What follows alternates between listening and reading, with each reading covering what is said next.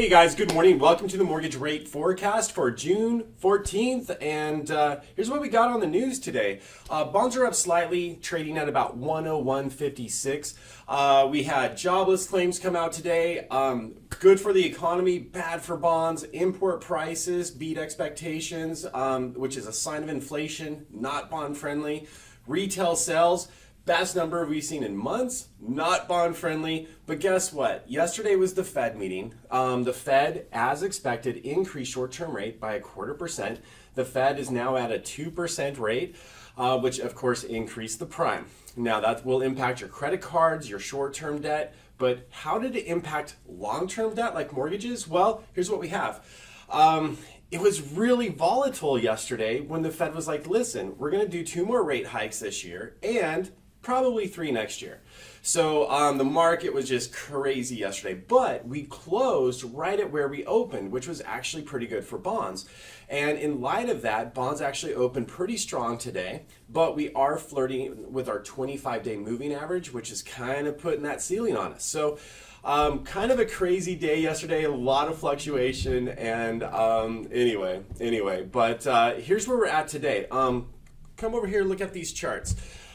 This was the Fed yesterday. As you can see, it was a pretty busy day of trading. We went ahead and touched this bottom of this trading channel.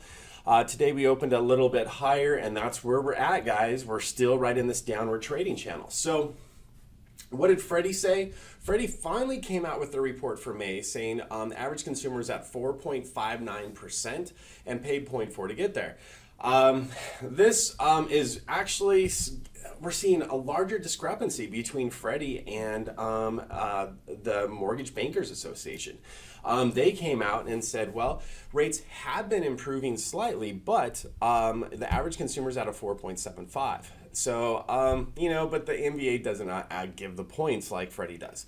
But I can say, like, overall average 4.75 seems to be where I see a lot of clients locking in at. So at any rate, what's to come? Well, analysts are cautiously bullish right now. We are in a downward trading channel. Yes, we're having some good times. We're at the top end of that downward trading channel, but everybody's still a little bit nervous. The economy is showing strength, which can create inflation, which is not so good for bonds. Plus, more people are putting their money in stocks. So overall, big picture, analysts are still pretty neutral to bearish on the big picture of the long term. So that's where things are at right now, guys. What's my projection for the next 2 weeks? Well, I think bonds are probably going to trade between about 101.75 and 180.